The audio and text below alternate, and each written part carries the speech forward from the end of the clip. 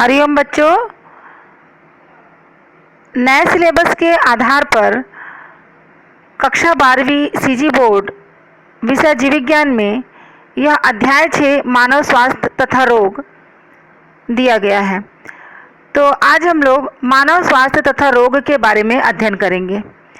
आज जिन बिंदुओं पर हम अध्ययन करेंगे वह है मानव में सामान्य रोग और प्रतिरक्षा। ठीक है, इन दो बिंदुओं पर हम आज अध्ययन करेंगे। एक लंबे समय तक स्वास्थ्य और शरीर और मन की ऐसी स्थिति माना गया है ना। स्वास्थ्य को शरीर और मन की एक ऐसी स्थिति माना गया है जिसमें देह के कुछ तरलों का संतुलन बना रहता था। प्राचीन यूनानवासी जैसे कि हिप्पोक्रेटिस तथा चिकित्सा का भारतीय आयुर्वेद तंत्र में भी यही दावा करते थे। ऐसा माना जाता था कि काले पित्त ब्लैक बाइल वाले व्यक्ति गर्म व्यक्तित्व वाले होते हैं और उन्हें बुखार होता है। इसी प्रकार के निष्कर्ष का कारण मात्र विमर्शी विचारधारा थी।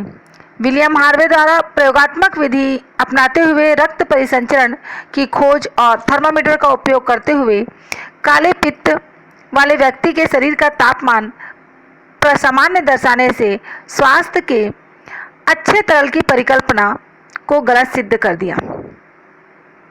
कुछ वर्षों बाद जैविकी ने बताया कि तंत्रिका तंत्र और अंतःस्रावी तंत्र हमारे प्रतिरक्षा तंत्र को प्रभावित करता है और हमारा प्रतिरक्षा तंत्र हमारे स्वास्थ्य को बनाए रखता है।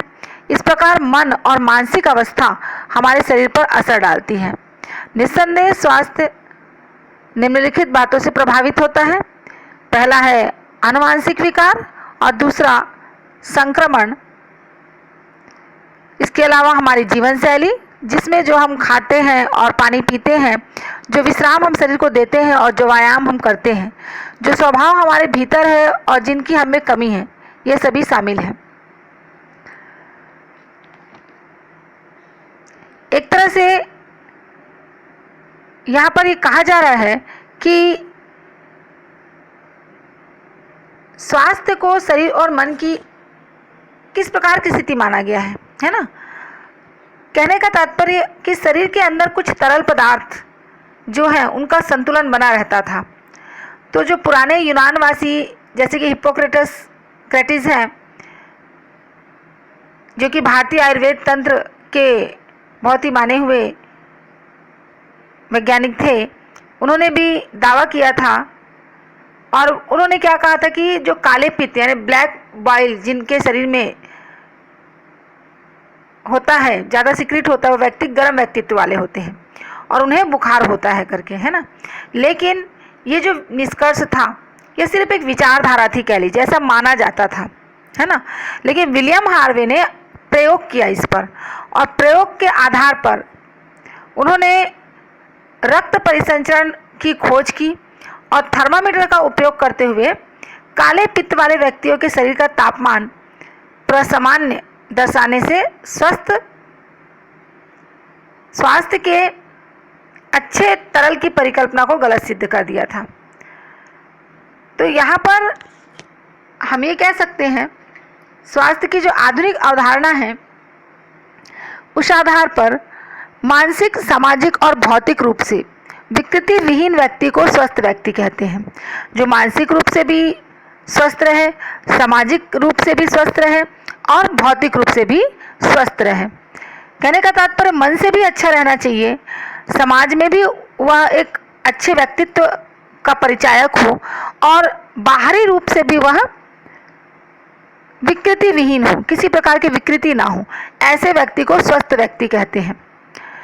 मानसिक और सामाजिक रूप से स्वस्थता का निर्णय करना एक कठिन कार्य है ना। कैसे पता चलेगा? क्योंकि मानसिक और सामाजिक ये दोनों जो होते हैं वो हमको कह लीजिए कि मन स्वस्थ है, ये समाज में आप एक किस प्रकार की छवि को प्रस्तुत करते हैं, है ना, ये निर्णय कर पाना बहुत कठिन हो जाता है। जब इस कारण सामान्यतः शारीरिक रूप से विकृतिविहीन व्यक्ति को ही हम स्वस्थ व्यक्ति कह देते हैं। यानी यदि हम बाहर से जिसको देखते हैं कि हाँ वो अच्छा दिख रहा है, हाथ पैर सभी अच्छे हैं, बाहर से वो बहुत ठीक ठाक दिखाई दे रहा है, हेल्थ भी ठीक ही दिखाई दे रहा है, तो हम उसको क्या कह देते हैं? स्वस्थ व्यक्ति कह देते हैं। क्योंकि मन को पढ़ा नहीं जा सकता है ना, मानसिक विकार को पढ़ा नहीं जा सकता है कि मन में क्या चल रहा है।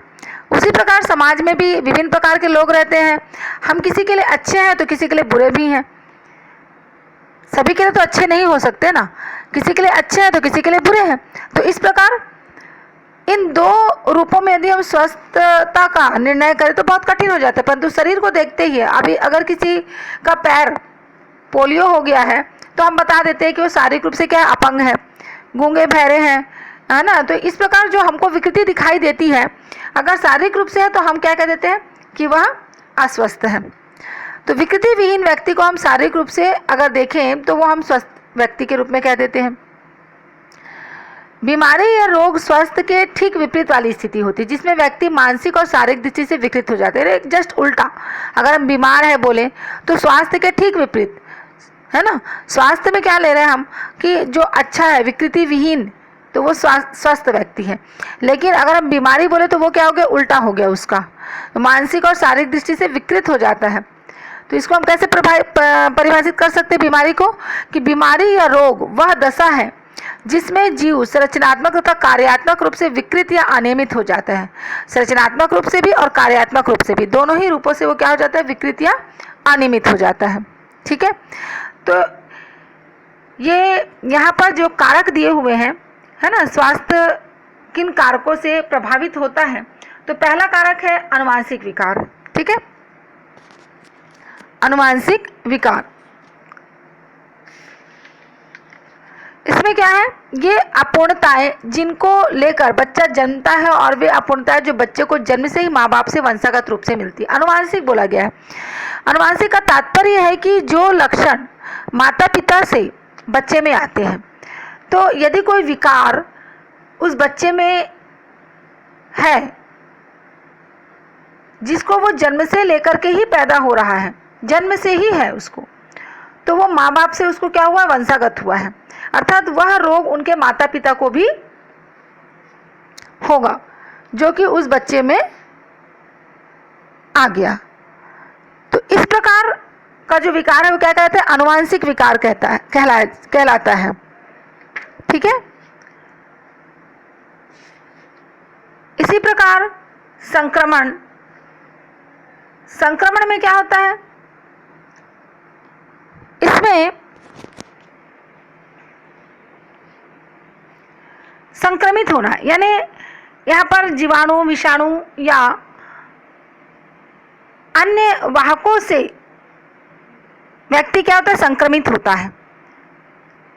ठीक है, जिस प्रकार अभी तो हाल ही में चल ही रहा है कोरोना, इसी प्रकार और भी कई बीमारियां हैं, जैसे अगर हम सर्दी खांसी भी लेते हैं, है ना, तो ये सब किस में आ जाता है? संक्रमित या संक्रामक में आ जाता है।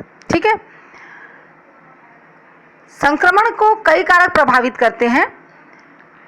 ये रोगाणुओं के प्रकार पर निर्भर करता है। रोगाणुओं के संक्रमण होने या पोषक तक पहुंचने के पश्चात रोग उत्पन्न होने की संभावनाएं अलग अलग कारकों पर निर्भर होती हैं। ठीक है,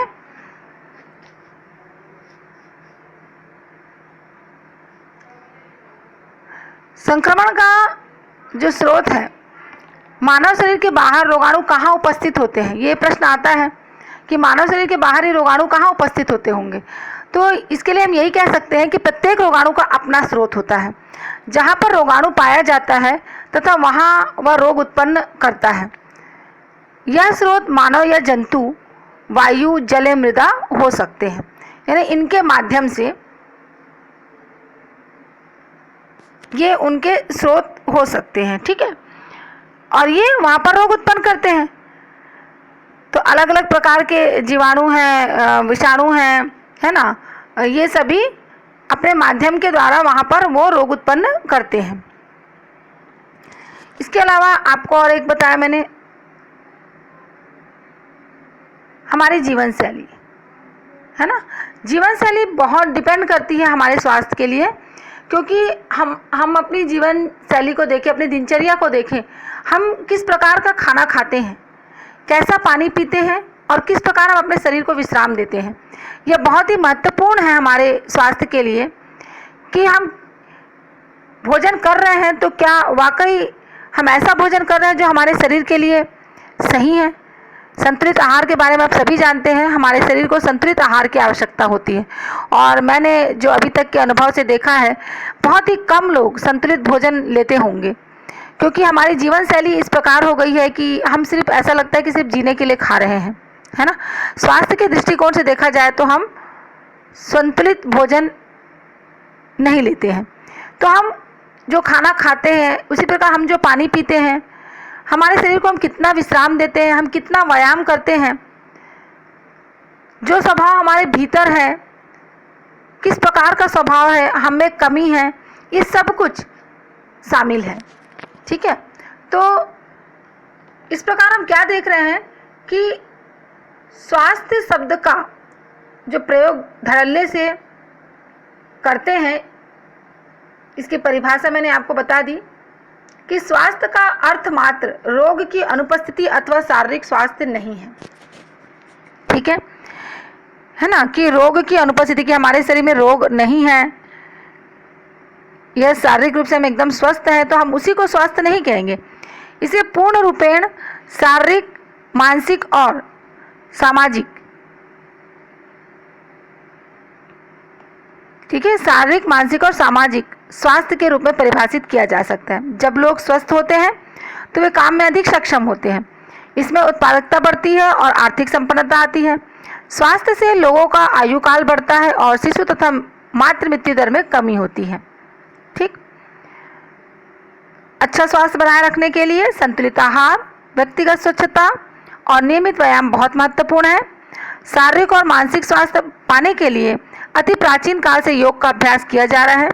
रोग और शरीर के विभिन्न प्रकारों पर उनके प्रभाव के बारे में जागरूकता, संक्रामक रोगों के प्रति टीकाकरण, प्रतिरक्षीकरण, अपशिष्टों का समुचित निपटान, रोग वाहकों का नियंत्रण एवं खाने और पीने के संसाधनों का स्वच्छ रखरखाव अच्छे स्वास्थ्य के लिए आवश्यक है। जब शरीर के एक या अधिक अंगों या तंत्रों के प्रकारों पर प्रतिकूल प्रभाव पड़ता है और विभिन्न चिन्ह और लक्षण प्रकट होते हैं, तो हम कह सकते हैं कि हम स्वस्थ नहीं हैं। थोड़ा सा भी हमारे शरीर में कुछ बीमारी आ जाती है ना, तो शरीर का कोई भी अंग, एक या अधिक अंग या हमारे पूरे सिस्टम में किसी प्रकार का भी कोई प्रतिकूल प्रभाव जो हमारे शरीर के लिए सही नहीं है, या कोई ऐसा लक्षण प्रकट होता है जो हमारे शरीर के लिए सही नहीं है, तो हम ये कह सकते हैं कि हम स्वस्थ नहीं हैं, अर्थात हमें रोग हो गया है। रोगों को मोटे तौर पर संक्रामक और असंक्रामक, देखिए, संक्रामक और असंक्रामक समूहों में बांटा जा सकता है। जो रोग एक व्यक्ति से दूसरे में आसानी से संचारित हो सकते हैं उन्हें संक्रामक रोग कहते हैं। ठीक है, एक व्यक्ति से दूसरे व्यक्ति में आसानी से संचारित हो जाएगा, एक से दूसरे में। जैसे सर्दी खांसी, सामान्यतः सर्दी जुकाम जब होता है तो आप देखेंगे बहुत आसानी से वो हमारे घरों में अगर कोई दूसरा पर्सन स्वस्थ है तो उसको भी अस्वस्थ कर देता है ना। तो यहाँ पर जो आसानी से संचारित हो सकता है एक से दूसरे को, उसको क्या कहते हैं? संक्रामक रोग कहते हैं। ठीक, संक्रामक रोग बहुत ही आम है और हम सब कभी ना कभी इनके शिकार होते ही हैं। ऐसा कोई नहीं कह सकता कि मुझे सर्दी खांसी नहीं होती है ना। तो ये बहुत ही आम है और हर कोई इसका शिकार होता है। इसमें से कुछ संक्रामक रोग ऐसे हैं जो बहुत घातक होते हैं, जैसे कि एड्स। ये अत्यधिक घातक संक्रामक रोग है। इसका बचाव, इसके बारे में जानकारी ही इसका बचाव होता है, इसीलिए एड्स की संपूर्ण जानकारी ही इसका बचाव है। असंक्रामक रोगों में अब आते हैं हम लोग, क्या? असंक्रामक रोग। असंक्रामक रोगों में कैंसर मृत्यु का प्रमुख कारण है। असंक्रामक का मतलब समझ गए होंगे। ऐसा नहीं है कि एक व्यक्ति को कैंसर है और हम उसके संपर्क में हैं तो हमें भी कैंसर हो जाएगा, ऐसा नहीं है। ठीक है, कहने का तात्पर्य, असंक्रामक रोग एक व्यक्ति से दूसरे व्यक्ति को नहीं फैलता है। इन रोगों के कारक जीव नहीं होते, बल्कि ये जीवों के अलावा दूसरे कारण से होते हैं। ठीक है, जैसे कैंसर के बारे में बताया गया। कैंसर मृत्यु का प्रमुख कारण है। नशीले पदार्थ, ड्रग और अल्कोहल का कुप्रयोग भी हमारे स्वास्थ्य पर प्रतिकूल प्रभाव डालता है। ठीक, इस प्रकार यहाँ पर आपको मैंने स्वास्थ्य किसे कहते हैं, स्वास्थ्य को विस्तार पूर्वक मैंने समझाया, मानसिक रूप से, शारीरिक रूप से और सामाजिक रूप से। ठीक, इसके अलावा स्वास्थ्य को कौन कौन से कारक प्रभावित करते हैं और मोटे तौर पर रोगों को जो 2 वर्गों में बांटा गया, संक्रामक और असंक्रामक, उसके बारे में बताया। अब हम अगले वीडियो लेसन में मानव में सामान्य रोग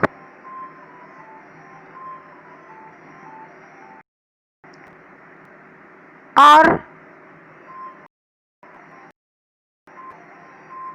प्लाज्मोडियम के जीवन चक्र में अवस्थाएं,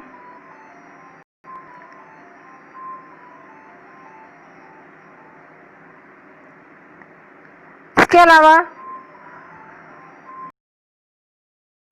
त्वचा के दांत प्रभावित क्षेत्रों को दर्शाते हुए चित्र के बारे में भी अध्ययन करेंगे।